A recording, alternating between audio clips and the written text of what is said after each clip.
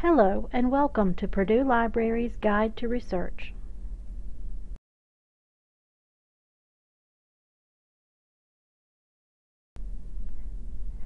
After watching this video, you will understand what is meant by good information. You will know the most common types of information that are appropriate for college research. You'll find out where to go to find this information, and you will know where you can get help with your research and writing questions. Let's say your instructor has given you a writing assignment that requires you to do some research. Where do you start? The first thing you should do is get straight to work. Don't procrastinate, as research can be time-consuming. Start your project early so you'll have plenty of time to deal with common research complications, like finding too much or not enough information, deciding to change topics midstream, or realizing you have a project due in another class the week your paper is due. Make sure you fully understand the nature of your assignment. Does your instructor want an argument paper or an exploratory essay? Are you required to hand in a 10-page paper citing multiple sources, or will a 2 to 3 page paper analyzing one article suffice? Most instructors require a minimum number of sources, and many specify particular types of resources, like scholarly journals, newspapers, and even personal interviews. Knowing this information up front will help you plan your research strategy. Pick a well-defined topic, preferably one that interests you. Keep an open mind, though. You might change your topic as you find more interesting information in the course of your research. Finally, think about the resources that will be the most useful for your topic. For example, allied health students are often expected to cite information from medical journals, while a student gathering information for an argument paper in a political science class might use newspaper articles or online news sites like CNN. Now that you understand your assignment and have a topic in mind, let's talk about where to find good information for your paper. But wait, what is good information anyway? Information can come in many different forms: print, digital, audio, and so on, but most forms can and should be held to certain standards of quality. Use the following standards to evaluate your sources before citing them in your research paper. As you research, you will collect a lot of information from books, articles, and websites. Sometimes it may be difficult to determine whether a source is appropriate for your project. When you aren't sure, ask yourself the following questions about that information to determine its accuracy, authority, currency, fairness, and relevance.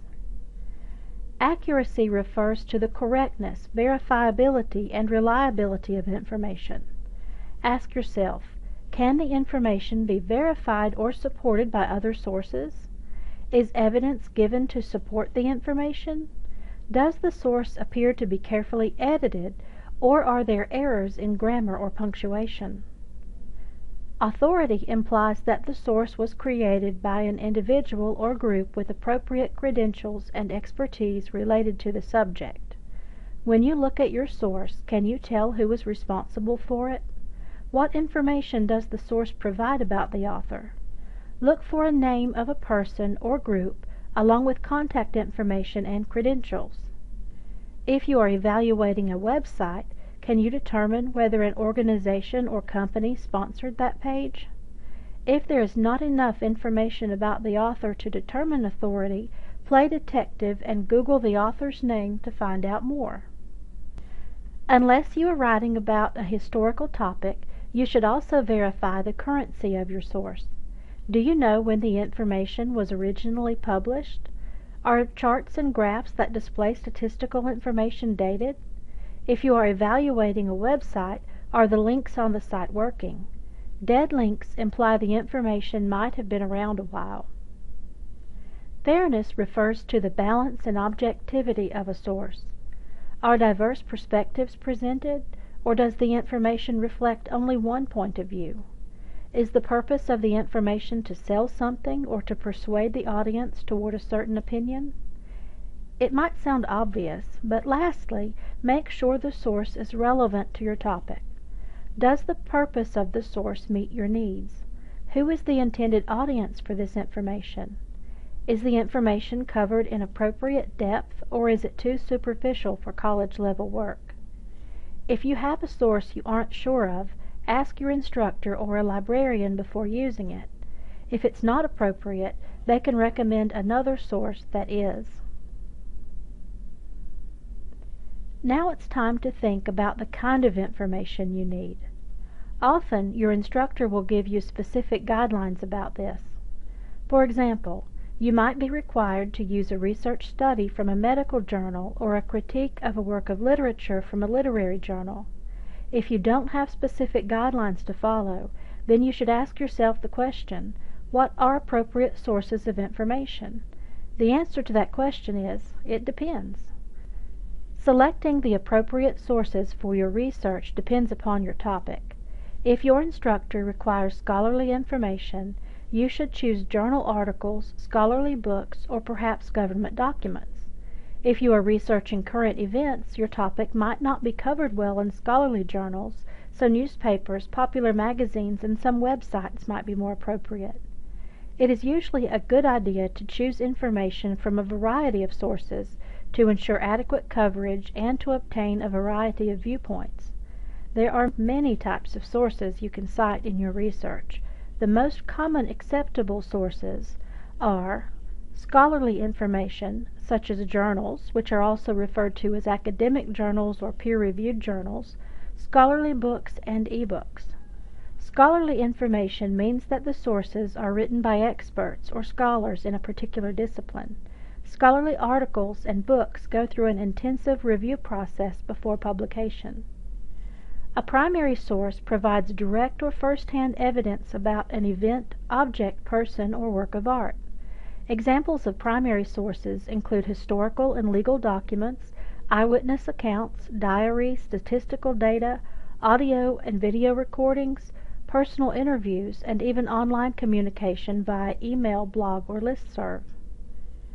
Websites can also be valuable resources, as many reputable educational institutions, organizations, and government entities publish important information online.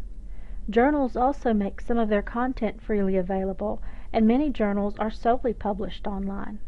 However, not all websites are created equal, so web resources must be used cautiously. Keep in mind that scholarly information usually goes through a peer review process before publication, while most websites do not. Don't use only websites in your references, as this demonstrates a narrow range of research. Referring to a number of resources, including books, journals, and websites, is usually the best approach. If you need current information, particularly about local events, newspapers and online news services are great sources. If you are writing about a controversial subject, make sure to look for articles from several publishers, as often news publishers have a specific political perspective, and news stories can be written from different points of view depending on the publisher. And finally, sometimes magazine articles are appropriate sources, particularly when you are writing about popular culture and current events. Magazine articles are usually written by journalists, and although they can cover scholarly subjects, they are not considered scholarly information.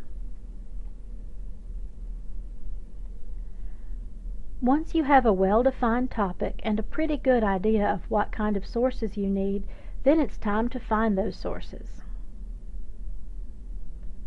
But where?